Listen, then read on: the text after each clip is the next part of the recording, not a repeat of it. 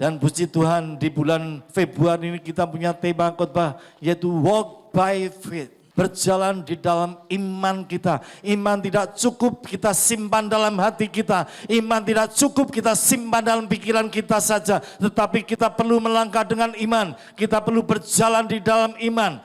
Walk by faith. Ada 4 poin yang bisa kita pelajari pada malam hari ini. Yang poin yang pertama adalah dalam langkah iman ada risiko yang harus kita tanggung. Kita buka dalam Markus pasal 5 ayat 25 sampai ayat yang 29. Markus pasal 5 ayat 25 sampai 29, demikianlah firman Tuhan. Adalah di situ seorang perempuan yang sudah 12 tahun lamanya menderita pendarahan. Ia telah berulang-ulang diobati oleh berbagai tabib sehingga telah dihabiskannya semua yang ada padanya. Namun sama sekali tidak ada faedahnya, malah sebaliknya keadaannya makin memburuk. Dia sudah mendengar berita-berita tentang Yesus, maka di tengah-tengah orang banyak itu ia mendekati Yesus dari belakang dan menjamah jubahnya. Sebab katanya, asal ku jamah saja jubahnya, aku akan sembuh. Seketika itu juga berhentilah pendarahannya dan ia merasa bahwa badannya sudah sembuh dari penyakitnya. Amin. Amin. Demikian firman Tuhan. Poin pertama yang bisa kita pelajari, dalam langkah iman selalu ada risiko yang harus kita tanggung. Dalam langkah iman selalu ada harga yang harus kita bayar. Tetapi tanpa kita melangkah dengan iman, kita tidak akan pernah melihat kuasa Tuhan, mujizat Tuhan terjadi dalam hidup kita. Kalau kita rindu kuasa Tuhan, mujizat Tuhan, pertolongan Tuhan terjadi dalam hidup kita, kita harus melangkah dengan iman. Nah, dalam berikut ini dikisahkan, ada seorang perempuan yang sudah 12 tahun lamanya menderita sakit pendarahan. Dan sudah berobat ke sana kemari, sudah dihabiskan seluruh hartanya, tetapi tidak menjadi sembuh. Bahkan sebaliknya keadaannya semakin memburuk. 27 dikatakan, dia sudah mendengar berita-berita tentang Yesus. Perempuan ini terima rema. Mendengarkan berita tentang Yesus, punya kuasa untuk menyembuhkan sakit penyakit. Dan dia melangkah dengan iman. Dia percaya apa yang ia imani akan berhasil dan ia berjalan dengan iman, dia melangkah dengan iman, dia merangkak. Tuhan Yesus ada di kerumunin banyak orang. Dia merangkak, terus merangkak. Bapak Ibu Saudara terkasih dalam Tuhan Yesus, pada zaman itu masih berlaku hukum Taurat. Hukum Taurat mengatakan perempuan yang menderita pendarahan itu najis. Dan kalau ada orang yang nyenggol orang perempuan pendarahan yang najis, maka dia pun jadi ikut najis. Oleh sebab itu bayangkan Bapak Ibu Saudara, Tuhan Yesus ini dikelilingi oleh banyak orang. Dia merangkak. Tentu saja dia akan senggol sana, senggol sini. Dan tentunya akan membuat banyak orang jadi marah karena dirinya menjadi najis kesenggol perempuan ini. Walaupun tidak dikatakan ditulis dalam Alkitab, tetapi saya yakin dan percaya perempuan ini dimaki-maki oleh banyak orang. Kamu ini najis, senggol-senggol saya, sekarang saya jadi ikut najis, kamu kurang ajar dan lain sebagainya. Kita bisa melihat Bapak Ibu Saudara, dalam langkah iman, perempuan ini menanggung sebuah resiko. Perempuan yang sakit pendarahan ini membayar harganya dalam langkah iman. Dia dimaki-maki oleh banyak orang. Tetapi dia tidak peduli. Dan dia terus berkata, asal saja ku jamah jubahnya, aku pasti sembuh. Sambil merangkak dia berulang-ulang berkata, asal saja ku jamah jubahnya, aku pasti akan sembuh. Bapak Ibu Saudara terkasih dalam Tuhan Yesus, firman Tuhan tidak cukup kita renungkan, kita pikirkan di dalam hati dan pikiran kita. Tetapi terlebih daripada itu, firman Tuhan perlu kita perkatakan, perlu kita deklarasikan. Ketika Yosua di dalam ketakutannya dipilih untuk menggantikan Musa yang dipakai Tuhan secara luar biasa. Secara jujur Yosua itu tawar hati. Yosua itu minder, Bapak Ibu. Tetapi Tuhan berkata, jangan lupa memperkatakan firman-Ku siang dan malam. Jangan lupa merenungkan Taurat-Ku siang dan malam. Supaya perjalananmu itu berhasil dan engkau akan beruntung. Itu janji Tuhan. Jadi kita perlu memperkatakan firman Tuhan, perlu mendeklarasikan kebenaran firman Tuhan. Oleh bilur-bilurmu Tuhan, segala sakit penyakitku sudah disembuhkan. Ada sebagian orang Kristen yang berkata seperti ini. Gereja karismatik, orang-orang karismatik itu kalau doa maksa Tuhan ya. Lah ini ketidakmengertian akan firman Tuhan. Ini bukan bicara maksa Tuhan, tetapi firman Tuhan sudah tertulis. Tuhan berjanji akan menyembuhkan sakit penyakit kita oleh bilur-bilurnya. Yang percaya katakan amin. Tuhan berjanji menyatakan pertolongannya, kuasanya, mujizatnya di dalam nama Tuhan Yesus Kristus. Amin. Oleh sebab itu, kita tidak lagi berkata-kata kepada Tuhan. Kalau kita memperkatakan firman Tuhan, kalau kita mendeklarasikan Tuhan, pernyataan firman Tuhan, itu bukan lagi kepada Tuhan, tetapi kepada kuasa-kuasa gelap, kepada setan-setan di udara, di alam roh, kita memperkatakan, mendeklarasikan kebenaran firman Tuhan, sampai firman Tuhan itu digenapi dalam hidup kita. Cara firman Tuhan digenapi, itu pertama-tama di alam roh terlebih dahulu. Kita perkatakan itu terjadi di alam roh terlebih dahulu. Kita minta kesembuhan ya. Terjadi kesembuhan di alam roh. Maka yang jasmani itu yang akan mengikuti. Sehingga kita mengalami kesembuhan. Kita minta berkat, kita minta mujizat. Itu terjadi di alam roh terlebih dahulu. Setelah alam roh terjadi, maka di dunia nyata ini pasti digenapi. Itulah sebabnya kita selalu diperintahkan Tuhan untuk memperkatakan firman Tuhan. Kita perkatakan. Maka saya kena percaya apa yang kita perkatakan itu akan terjadi. Kesaksian jauh sekali tahun 1999. Saat itu saya belum seorang pendeta, bukan hamba Tuhan. Saya melayani sebagai seorang pemain musik di sebuah gereja. Bahkan di gereja itu pun saya belum dijadwal untuk berkhotbah menyampaikan firman Tuhan. Satu hari saya bertemu seorang hamba Tuhan pendeta, punya gereja gembala, gerejanya tidak besar, kurang lebih jemaatnya tidak lebih dari 100 orang. Ketemu saya, ngobrol, kenalan, lalu tidak lama kemudian ya waktu itu manggilnya Ko, Bu sekali-sekali menyampaikan firman Tuhan di gereja kami, mau enggak? Oke, baik. Lalu kita buat janji, lalu pada hari hanya saya datang. Dan ternyata saya diminta melayani untuk doa pencurahan Roh Kudus. Lah, ini kan enggak pernah. Mungkin saya nyampaikan firman Tuhan beberapa kali di gereja-gereja tertentu. Tetapi untuk mendoakan orang penerima pencurahan Roh Kudus, ini belum pernah saya alami. Tetapi saya ini orang yang nekat. Bukan nekat ngerampok Bang, Bapak Ibu Saudara ya. Nekatnya nekat dalam iman, melangkah dengan iman, mengikuti apa katanya Tuhan saya lakukan. Dan pada waktu saya terima pelayanan itu dan saya datang, saya layani, saya sampaikan firman Tuhan. Setelah itu altar call. Bapak Ibu Saudara, kurang lebih mungkin sekitar 80-90 jemaat yang hadir pada waktu itu. Semuanya maju ke depan, kecuali gembalanya. Saya doakan dengan iman, ternyata lawatan Tuhan luar biasa. Itu enggak ada catcher Bapak Ibu Saudara. Jatuh kedubrak, itu enggak tahu berapa puluh yang jatuh. Tapi tidak ada satupun yang benjol kepalanya.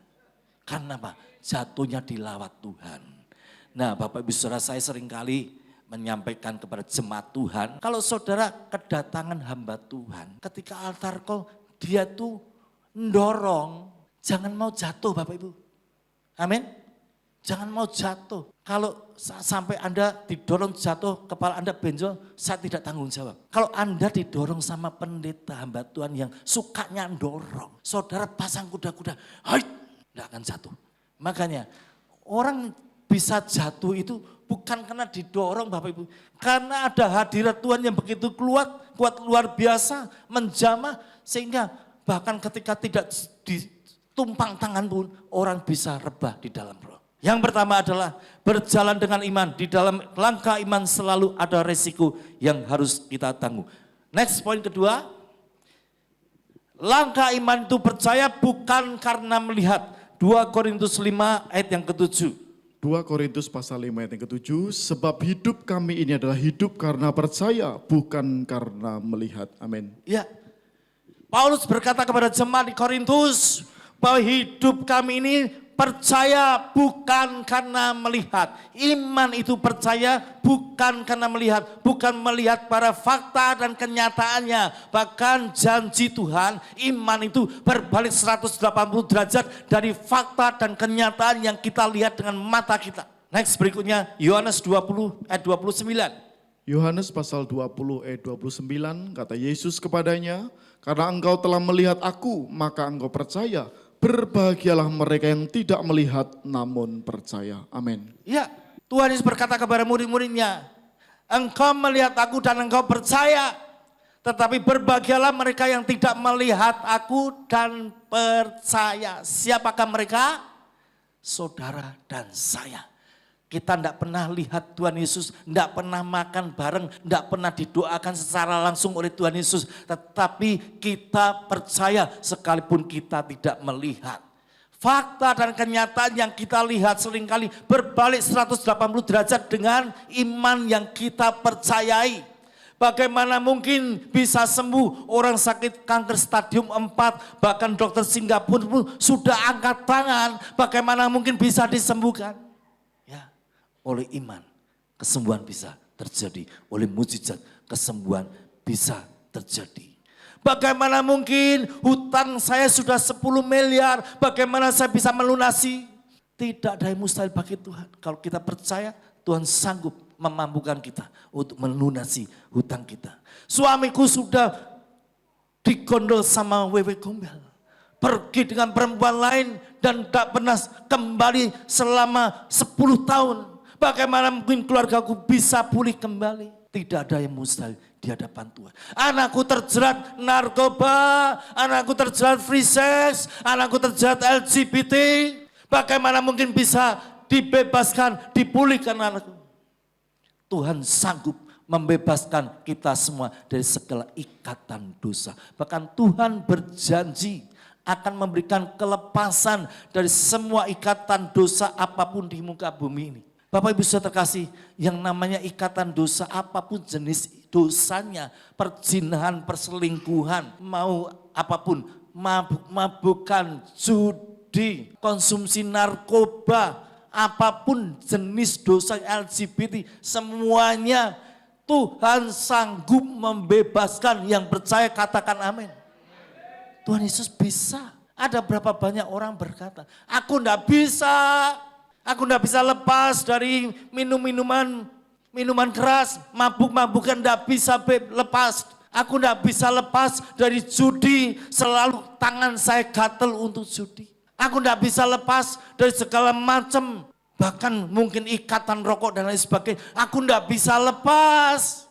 Saudara, yang sering kali saya jumpai, orang-orang yang berkata, aku enggak bisa lepas, aku enggak mampu. Enggak bisa lepas. Tetapi herannya ketika divonis oleh dokter, Bapak sakit TBC, paru-paru Anda tinggal 30%. Herannya saat itu juga bisa berhenti. Apa enggak? Artinya apa? Sebetulnya kalau kita mau, kita bisa mengandalkan kuat kuasa Roh Kudus. Firman Tuhan sudah berjanji, aku akan membebaskan dari segala ikatan dosa. Maka Tuhan akan menyatakan janjinya kalau kita mau melangkah dengan iman. Langkah iman percaya itu bukan karena melihat. Yang kedua. Oke, berikutnya kita lihat next berikutnya Ibrani 11 ayat 31. Ibrani pasal 11 ayat 31, karena iman maka Rahab perempuan sundal itu tidak turut binasa bersama-sama dengan orang-orang durhaka. Karena ia telah menyambut pengintai-pengintai itu dengan baik. Amin. Ya. Rahab diselamatkan karena punya iman. Apa yang terjadi? Rahab percaya karena mendengar bukan melihat. Mendengar bahwa 10 tulah dicurahkan atas Mesir. Rahab mendengar bagaimana Allah Israel memberikan kemenangan kepada bangsa Israel melalui jajahan orang-orang Mesir. Rahab mendengar bahwa laut Teberau dibelah menjadi dua. Dia cuma mendengar dan dia terima rema. Itulah yang dia terima. Dan dia percaya bahwa Allah Israel sanggup memberikan kemenangan bagi bangsa Israel. Dan oleh sebab karena dia percaya, dia diselamatkan. Dia seluruh keluarganya diselamatkan. Dia percaya tembok Yeriko yang begitu besar dan kuat itu pasti bisa dihancurkan oleh bangsa Israel dengan pertolongan Allah Israel. Dia percaya akan firman Tuhan. Dia percaya dengan rema yang dia terima. Sehingga akibatnya Rahab, sekalipun Rahab ini bukan perempuan baik-baik. Rahab adalah perempuan sundal, pelacur, wanita tunasusila. Tetapi karena dia percaya, dia dan seluruh keluarganya diselamatkan. Tentu saja Rahab pasti juga bertobat, diselamatkan. Bahkan kalau saudara melihat di dalam silsilah nenek moyang Tuhan Yesus, nama Rahab itu ditulis. Satu kehormatan bagi Rahab. Rahab notabene adalah perempuan sundal, wanita nakal, pelacur. Tetapi karena percaya kepada Allah Israel, dia diselamatkan. Dan namanya tercatat dalam silsilah nenek moyang Tuhan kita, Yesus Kristus. Iman percaya bukan karena melihat. Poin kedua. Yang ketiga, next berikutnya. Langkah iman menghasilkan mujizat. Matius 14 ayat 25 sampai 31. Matius pasal 14 ayat 25 sampai dengan 31. Kira-kira jam 3 malam datanglah Yesus kepada mereka berjalan di atas air. Ketika murid-muridnya melihat dia berjalan di atas air, mereka terkejut dan berseru, "Itu hantu!" Lalu berteriak-teriak karena takut. Tetapi segera Yesus berkata kepada mereka, "Tenanglah, aku ini, jangan takut." Lalu Petrus berseru dan menjawab dia, "Tuhan, apabila engkau itu, suruhlah aku datang kepadamu berjalan di atas air." Kata Yesus, "Datanglah." Maka Petrus turun dari perahu dan berjalan di atas air mendapatkan Yesus. Tetapi ketika dirasanya tiupan angin, takutlah ia dan mulai tenggelam lalu berteriak, "Tuhan, tolonglah aku." Segera Yesus mengulurkan tangannya, memegang dia dan berkata, "Hai orang yang kurang percaya, mengapa engkau bimbang?" Amin. Ya, perikop ini bisa dengan indahnya menceritakan bagaimana proses iman, langkah iman sampai mujizat itu digenapi di dalam kehidupan orang-orang percaya. Jadi pada waktu itu ketika murid-murid Tuhan Yesus sedang berlayar memakai perahu, memakai kapal, di tengah lautan dia melihat ada orang berjalan di atas air. Dan mereka berkata, "Itu hantu." Tetapi segera Tuhan Yesus berkata, "Jangan takut, ini aku Tuhan. Aku bukan hantu, aku Tuhanmu." Lalu Petrus berkata, "Tuhan, apabila engkau itu, suruhlah aku datang kepadamu berjalan di atas air." Ayat 29 berkata, kata Yesus, "Datanglah." Maka Petrus turun dari perahu dan berjalan di atas air mendapatkan Yesus. Nah, saudara perhatikan bahwa iman ini bisa timbul dalam Roma 10 ayat 17. Iman timbul dari pendengaran dan pendengaran oleh firman Kristus. Kata firman itu dalam bahasa Yunani, bahasa asli kitab Perjanjian Baru itu ada dua. Yang pertama adalah logos, yaitu iman yang tertulis apa adanya di dalam kitab, dalam Alkitab. Sedangkan kata firman yang kedua adalah rema. Rema adalah firman yang muncul di dalam roh kita atau Tuhan berbicara kepada kita melalui firman-Nya. Itulah yang namanya rema. Iman tidak timbul dari logos Bapak Ibu, tetapi iman timbul dari rema. Jadi kata Roma 10 ayat 17 firman Tuhan itu dalam bahasa aslinya adalah rema. Iman hanya bisa timbul dari rema. Ketika Petrus berkata, "Kalau engkau Tuhan, biarlah aku datang kepadamu berjalan di atas air." Lalu Tuhan berkata, "Datanglah." Petrus terima rema, terima perkataan firman Tuhan, terima perkataan Tuhan Yesus dan dia percaya, lalu dia melangkah dengan iman, ya, rema timbul iman dan dia melangkah dengan iman, maka mujizat terjadi. Petrus berjalan di atas air. Dan kita lihat Petrus bisa berjalan di atas air. Tetapi ketika Petrus menyadari bahwa ada angin yang menerpa dirinya. Dan dia sadar Loh, aku berjalan di atas air. Tiba-tiba dia tenggelam. Imannya runtuh karena dia kembali kepada hal-hal yang jasmani. Sehingga dia tenggelam dan akhirnya Tuhan tolong. Dan Tuhan berkata, hai orang yang kurang percaya, mengapa engkau bimbang? Dan inilah Bapak Ibu Saudara terkasih dalam Tuhan Yesus. Mujizat bisa terjadi ketika kita melangkah dengan iman. Saat kita hanya menyimpan iman itu dalam hati kita, maka kuasa Tuhan tidak pernah akan dinyatakan dalam hidup kita. Selama kita hanya menyimpan iman itu dalam pikiran kita akan tidak pernah melihat mujizat terjadi di dalam hidup kita. Mujizat bisa terjadi ketika kita mengambil sebuah langkah iman. Itu yang ketiga. Yang keempat, yang terakhir adalah tanpa iman kita tidak berkenan di hadapan Tuhan. Ibrani 11 ayat yang ke-6. Ibrani pasal 11 ayat yang ke-6, tetapi tanpa iman tidak mungkin orang berkenan kepada Allah. Sebab barang siapa berpaling kepada Allah, ia harus percaya bahwa Allah ada dan bahwa Allah memberi upah kepada orang yang sungguh-sungguh mencari Dia. Amin. Amin. Tanpa iman kita tidak berkenan di hadapan Tuhan. Kita bisa disebut anak-anak Tuhan karena kita percaya kepada Tuhan Yesus. Ya. Tanpa iman kita tidak berkenan di hadapan Tuhan.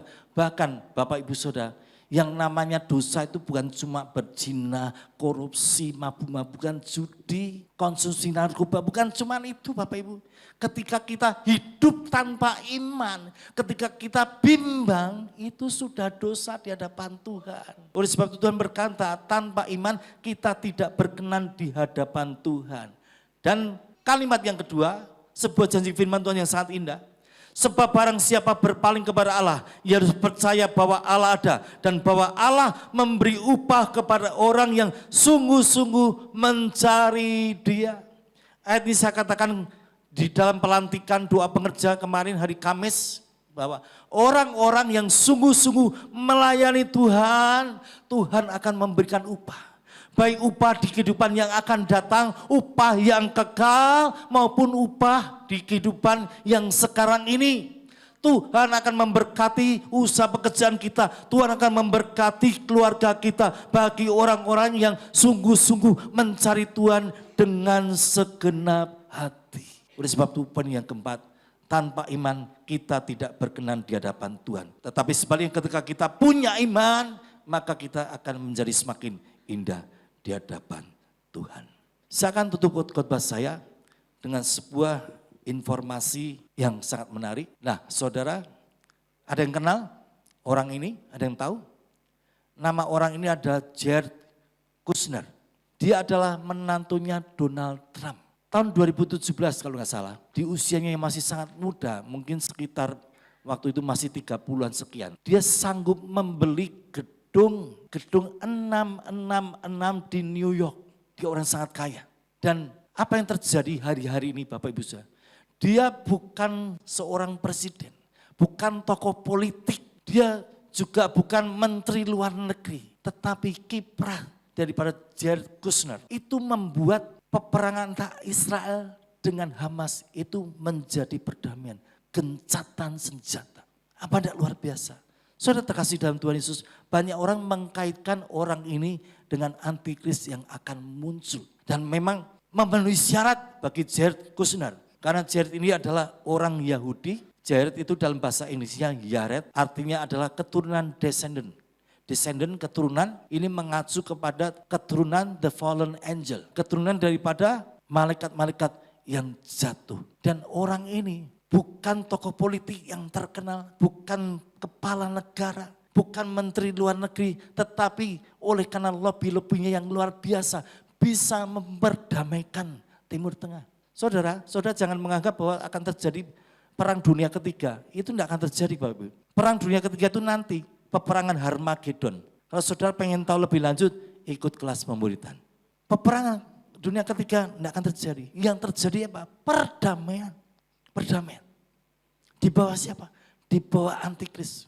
Mungkin bisa Jared Kushner yang akan jadi antikris, bisa orang lain. Tetapi apa yang terjadi? Semuanya sedang terjadi, tanda-tanda itu terjadi di depan mata kita. Pak Pendeta, bahkan Alkitab ngomong 2000 tahun yang lampau ngomongnya waktunya sudah dekat. Sampai sekarang Tuhan Yesus juga belum datang-datang. Saya mau sampaikan Bapak Ibu Saudara, 2000 tahun yang lampau Alkitab mencatat waktunya sudah dekat. Karena apa? Di mata Tuhan 1000 tahun itu cuma 1 hari. Jadi kalau Tuhan berkata melalui firman-Nya waktunya sudah dekat karena cuma 2 hari. Tetapi hari ini bukan cuma dekat di mata Tuhan. Tetapi waktunya sudah dekat untuk kita semua. Dalam hitungan tidak lebih dari belasan tahun hal itu akan terjadi.